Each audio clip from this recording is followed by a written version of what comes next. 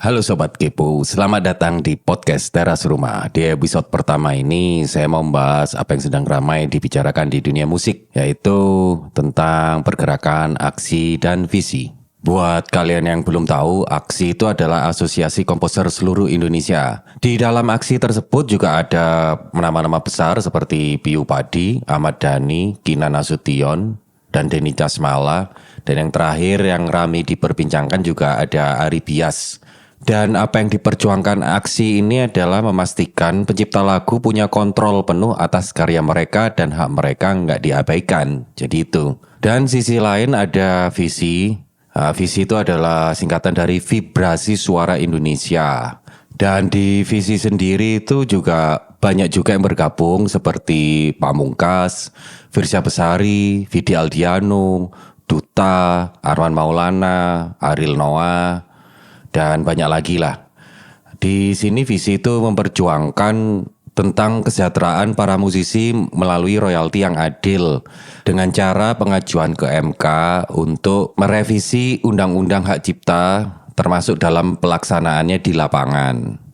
Sebelum kita menjelaskan tentang polemik yang terjadi antara aksi dan visi, Sobat Kepo perlu tahu apa isi Undang-Undang Hak Cipta pasal 9 ayat 3 dan pasal 23 ayat 5. Di pasal 9 ayat 3, kalian bisa pause mungkin di video ini untuk mengetahuinya. Pasal 9 ayat 3 adalah hak cipta mengatur bahwa setiap orang yang ingin melaksanakan hak ekonomi atas suatu ciptaan harus mendapatkan izin dari pencipta atau pemegang hak cipta. Di Undang-Undang Hak Cipta pasal 23 ayat 5 menjelaskan bahwa setiap orang dapat melakukan penggunaan secara komersial ciptaan dalam suatu pertunjukan tanpa meminta izin terlebih dahulu kepada pencipta dengan membayar imbalan atau royalti kepada pencipta melalui lembaga kolektif manajemen.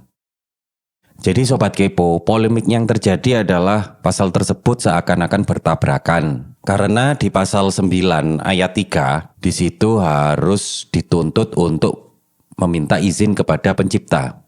Sedangkan di pasal 23 ayat 5, di situ dituliskan bahwa tidak perlu izin kepada pencipta, tetapi harus membayarkan royalti kepada LMK.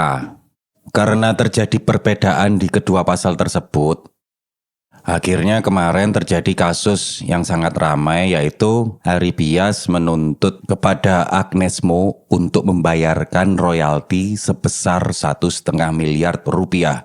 Dan dengan dimenangkannya Ari Bias, akhirnya membuat para penyanyi merasa kehilangan kenyamanan di saat menyanyikan lagu-lagu yang akan dibawakan di panggung.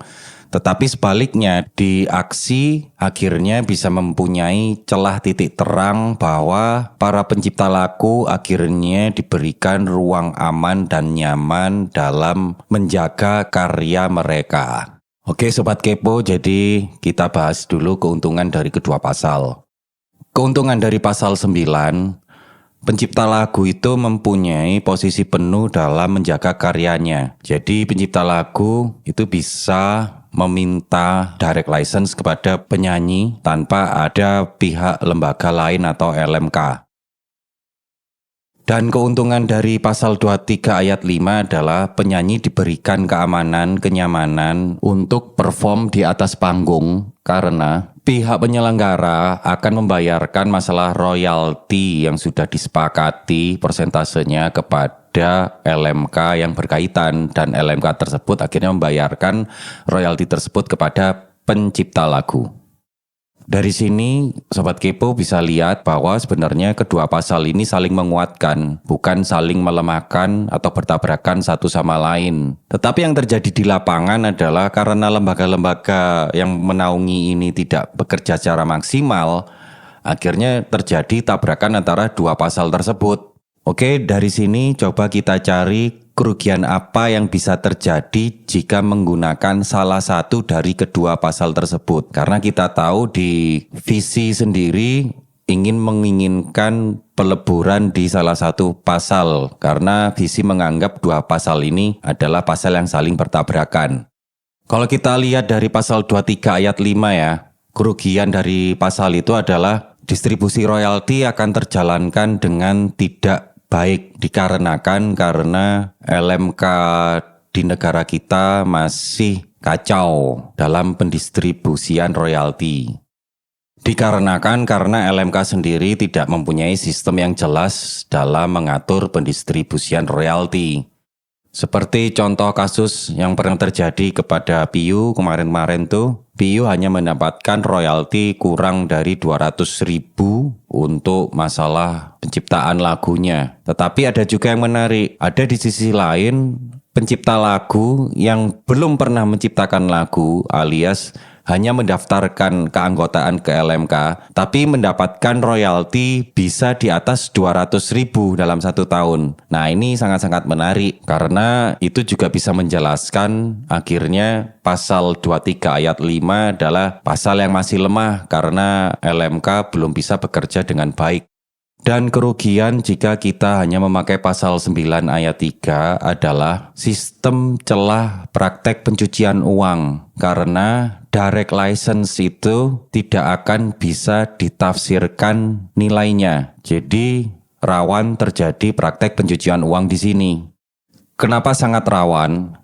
Karena sekali lagi karya itu tidak bisa ditafsirkan nilainya. Tidak seperti benda-benda seperti mobil, motor, atau rumah. Dalam karya sendiri, nilai tafsir itu berdasarkan kesepakatan antara yang membuat karya dan yang memakai karya. Jadi si pembuat karya bebas untuk menentukan harga di karya itu sendiri. Lukisan sendiri itu ada yang harganya mulai dari 100.000, bahkan ada yang sampai 100 miliar tergantung dari kesepakatan antara penjual dan pembeli. Begitu juga di karya seni lainnya, patung, instalasi, dan lain-lain. Apakah musik juga termasuk? Ya, musik juga termasuk. Musik termasuk dalam kategori karya yang tidak bisa ditafsirkan nilainya. Jadi nilai yang tidak bisa ditafsirkan itu akhirnya tidak mempunyai nilai baku. Oke Sobat Kepo, kira-kira pendapat kalian bagaimana nih? Tulis di kolom komentar dan jangan lupa subscribe juga channel ini. Dan channel ini sebenarnya nanti kedepannya juga nggak membahas tentang musik aja. Channel ini juga membahas tentang sosial, politik, budaya, dan lain-lainnya. Pokoknya tentang apa yang sedang